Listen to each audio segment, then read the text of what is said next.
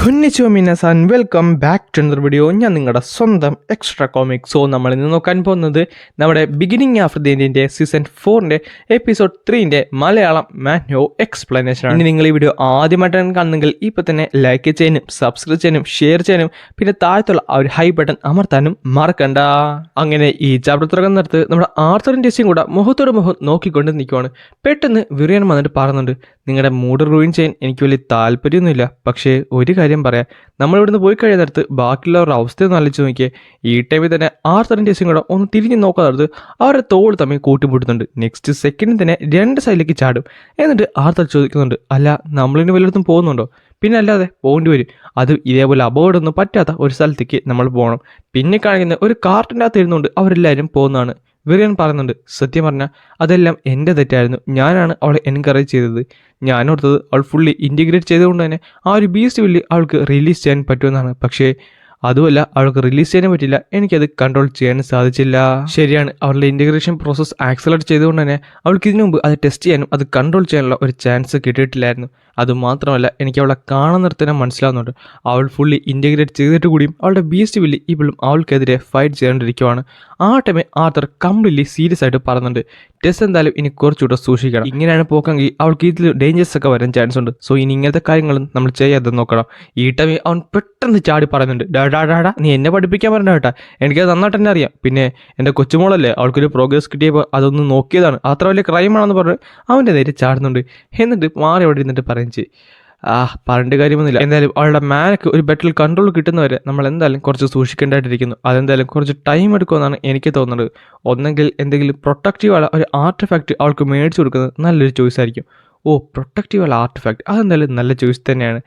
പിന്നെ വേറെ കുഴപ്പമൊന്നുമില്ല, എന്തെങ്കിലും ഉണ്ടെങ്കിൽ ഞാൻ എന്തായാലും അവളുടെ കൂടെ ഉണ്ടല്ലോ. നീ അവളുടെ കൂടെ ഉണ്ടെന്ന് എനിക്ക് നന്നായിട്ട് തന്നെ അറിയാം. പക്ഷെ പെട്ടെന്ന് പുള്ളിക്കാരൻ കുറച്ചുകൂടെ സീരിയസ് ആയിട്ട് അതുകൊണ്ട് ചോദിക്കുന്നുണ്ട്, അല്ല എനിക്കറിയാം ഞാൻ നിന്നെയും ടെസ്സിനെ പറ്റി ശരിക്കും ടീസ് ചെയ്യാറുണ്ടെന്ന്, പക്ഷേ ഒന്ന് ചോദിക്കട്ടെ, സത്യം പറഞ്ഞാൽ നീ എൻ്റെ ഔട്ടറിനെ പറ്റി എന്താണ് വിചാരിച്ചിട്ടുള്ളത്? ഒരു ദിവസം നീ അവളെ കല്യാണം കഴിക്കാൻ ആഗ്രഹിക്കുന്നുണ്ടോ? ആ ടൈമിൽ ആർത്തറിന് ഒന്നും പറയാൻ പറ്റില്ല. അവൻ നേരെ തല കുനിച്ചിരിക്കും.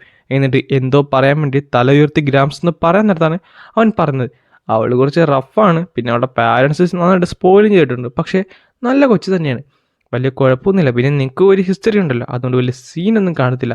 ആ ടൈമിൽ തന്നെ അവൻ പറയുന്നുണ്ട്, അല്ല ഞാനോർത്തത് എൽസൊക്കെ ട്രഡീഷണലി ഡേറ്റ് ചെയ്താണ് മാരേജ് ചെയ്യുന്നതാണ്.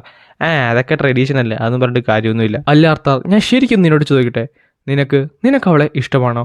ആ ടൈം അവൻ പറയുന്നുണ്ട്, അതെ എനിക്കിഷ്ടമാണ്, പക്ഷേ എനിക്കിപ്പോൾ അറിഞ്ഞൂടാ ലൈക്കിൻ്റെയും ലവിൻ്റെയും അർത്ഥം എന്താണെന്ന് എനിക്കിപ്പോഴും അറിഞ്ഞൂടാ. ഞാൻ അതിൻ്റെ ഉത്തരത്തിനെ പറ്റി ഇപ്പോഴും തേടിക്കൊണ്ടിരിക്കുകയാണ്. സോ അത്രയും നാൾ ഞാൻ എന്നെ തന്നെ ഒന്ന് ഇമ്പ്രൂവ് ചെയ്യട്ടെ, അതൊക്കെ കഴിഞ്ഞ പോലെ ഈ മാരേജിനെ പറ്റിയുള്ള കാര്യങ്ങളൊക്കെ.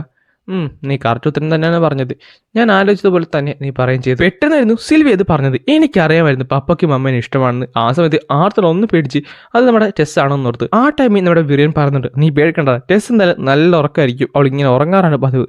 ആ ടൈം വ്യത്യാസം മനസ്സിൽ പറയുന്നുണ്ട്, ടെസ് അനങ്ങല്ലേ റിലാക്സ് ഇപ്പം എന്തായാലും ആർത്തർ സംഭവിച്ച് അവനെന്നെ ഇഷ്ടമാണെന്നുണ്ട്, പക്ഷേ ഇപ്പോഴെങ്ങാനും ഞാനൊന്നും ചെയ്തു കഴിഞ്ഞാൽ അത് പ്രശ്നമാവും, കോപ്പ് അടങ്ങി എന്ന് പറഞ്ഞിട്ട് അവളവിടെ നന്നായിട്ട് കഷ്ടപ്പെട്ട് ഒന്ന് അഭിനയിക്കുന്നുണ്ട്. ഈ സമയത്ത് തന്നെ ആർത്തർ പറയുകയും ചെയ്യും, എന്തായാലും ടെസ്സിനോടുള്ള എൻ്റെ ഫീലിങ്സ് അതങ്ങനെ ഇരിക്കട്ടെ, പക്ഷേ എനിക്കെന്തായാലും ഇപ്പോൾ അവളെ പ്രൊട്ടക്ട് ചെയ്യാനായിട്ട് പറ്റും. പ്രൊട്ടക്റ്റീവ് ആർട്ടിഫാക്റ്റ് അതെന്തായാലും അവൾക്ക് നല്ലതായിരിക്കും. ഞാൻ എലിക്കും അമ്മക്കും കൊടുത്ത പോലെ ഒരു ഫീനിക്സ് പെൻഡന്റ് ഉണ്ടായിരുന്നെങ്കിൽ അതെന്തായാലും നല്ലൊരു കാര്യം തന്നെയായിരിക്കും.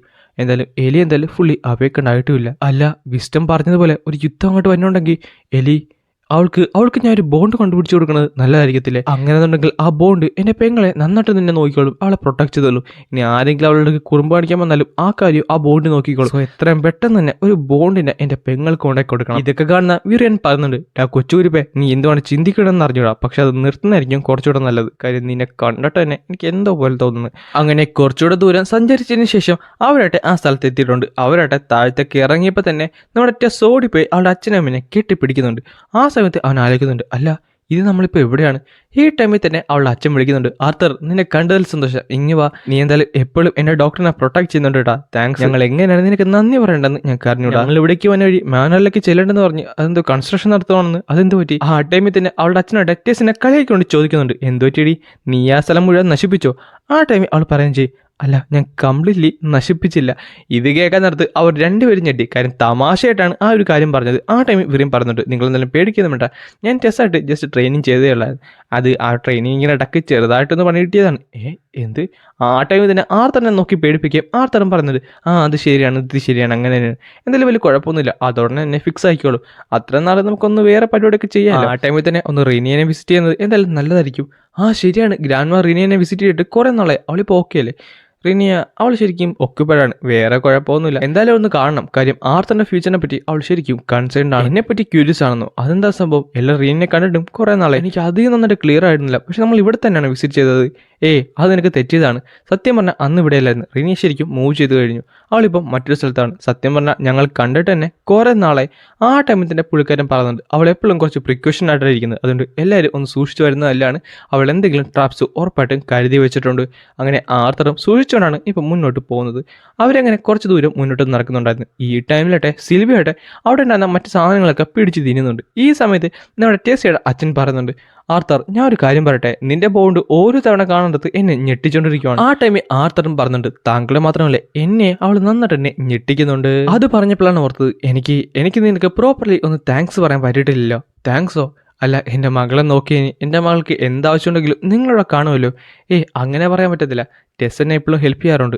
നിന്നെ ഹെൽപ്പ് ചെയ്യാറുണ്ടെന്നോ? അതെങ്ങനെ? എന്നെ റൈറ്റ് മൈൻഡിൽ നിർത്തുന്നത് അതെപ്പോഴും അവൾ തന്നെയാണ്. അല്ലെങ്കിൽ എനിക്ക് എന്തെങ്കിലുമൊക്കെ അത് കൊള്ളാം. ഒരു 13 വയസ്സുകാരൻ്റെ വായിൽ നിന്ന് വരുന്ന വാക്കുകൾ നോക്കിയേ.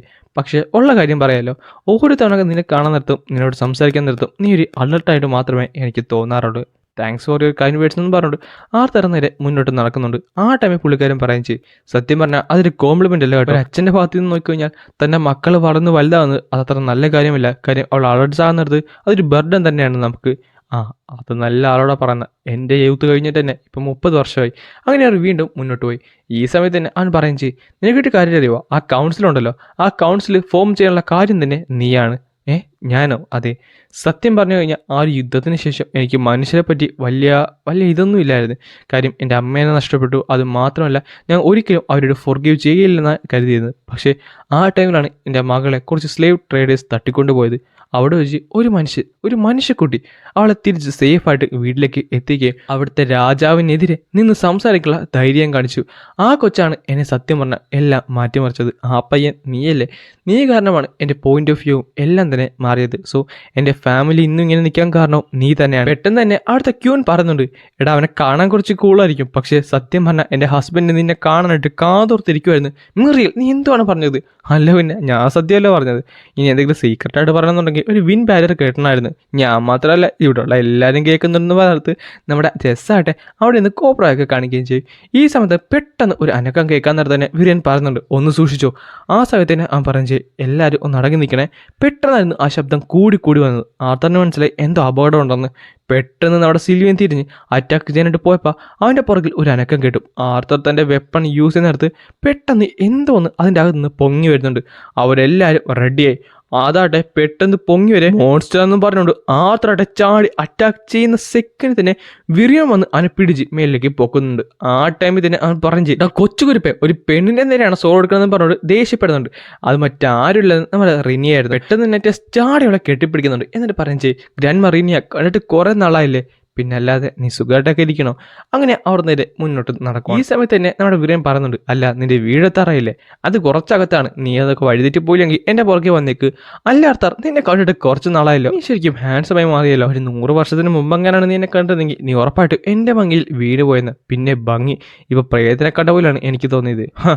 ഭംഗിയാ, നീ വിറിയനോട് വേണമെന്ന് ചോദിച്ചു നോക്ക്, എൻ്റെ പുറകെ നടക്കാത്ത പയ്യന്മാരില്ല. ആർത്തർ അത് സത്യമാണ്, ആൻഡ് റിയ ഭയങ്കര സുന്ദരിയായിരുന്നു, എല്ലാവരും അവളുടെ പുറകെയായിരുന്നു. എടാ ചുമ്മാ തരാ, അവൾ വെറുതെ ആവറേജ്. ഓ വിറിയൻ നീ കുല്ല പറയുന്നത് വേണ്ട, ഒന്നുമില്ലെങ്കിലും ഒരു പെണ്ണിന്റെ മേത്ത് മാത്രമേ നിന്റെ കാണും വീണിട്ടുള്ളല്ലോ. പെട്ടെന്നാണ് അവളെ കാര്യം ആലോചിച്ചത്. വിറിയൻ എന്നോട് ക്ഷമിക്ക്, ഞാൻ അങ്ങനെ പറഞ്ഞതല്ല. പക്ഷെ പെട്ടെന്നായിരുന്നു അവിടെ ഒരു മൂകത ഉണ്ടായത്. ആർത്തറിന് മനസ്സിലായി എന്തോ പ്രശ്നമുണ്ടെന്ന്. വിറിയൻ പറയും ചെയ്യും, എന്നോട് ക്ഷമിക്ക്, ഞാൻ അങ്ങനെ പറയാൻ പാടില്ലെന്ന് പറഞ്ഞുകൊണ്ട് അവൻ നേരെ മുന്നോട്ട് നടക്കുവാണ്. ഈ സമയത്ത് തന്നെ റിനിയായിട്ട് ആ ഒരു സബ്ജക്റ്റ് പെട്ടെന്ന് മാറ്റുകയും ചെയ്യും. എന്നിട്ട് പറയും ചെയ്യും നമ്മൾ എത്താറായി കേട്ടോ. പെട്ടെന്ന് ആർത്ത ചോദിക്കാനും പോകുന്നു. അല്ല അത് ആരെ പറ്റിയാണ് പറഞ്ഞെന്ന് പറയാൻ നേരത്താണ് ക്യൂവിന് നേരെ പിടിച്ചിട്ട് പറയുന്നത് വേണ്ടടാ ചോദിക്കണ്ട. അങ്ങനെ അവർ നേരെ മുന്നോട്ട് നടക്കും. കുറച്ചധികം കഴിഞ്ഞ നേരത്ത് ഒരു വെള്ളച്ചാട്ടത്തിൻ്റെ അടുത്ത് എത്തിയിട്ടുണ്ട്. അവിടെ വെച്ച് അവിടെ ഒരു സംഭവം തുറക്കുകയും അകത്തേക്ക് കയറാനും പോകും. ആ ടൈമിൽ തന്നെ അവൾ പറയും ചെയ്യും നിങ്ങളെന്തായാലും ലൈറ്റ് കോൺസെൻട്രേറ്റ് ചെയ്യേണ്ട, നമുക്ക് ഇരുട്ടത്തൂടെ നടന്നാവും എന്നും പറഞ്ഞിട്ട് കുറച്ച് ദൂരം നടക്കുകയും അവസാനം അവളുടെ വീടിൻ്റെ തൊട്ട് വാതിക്ക് എത്തുകയും ചെയ്യും. എന്നിട്ട് പറഞ്ഞ് ബാ അകത്തേക്ക് വാ, നമുക്ക് കുറച്ചധികം കാര്യങ്ങൾ ഡിസ്കസ് ചെയ്യാനുണ്ടെന്നും പറഞ്ഞുകൊണ്ടാണ് ഈ ഒരു ചാപ്റ്റർ ഇവിടെ അവസാനിക്കുന്നത്.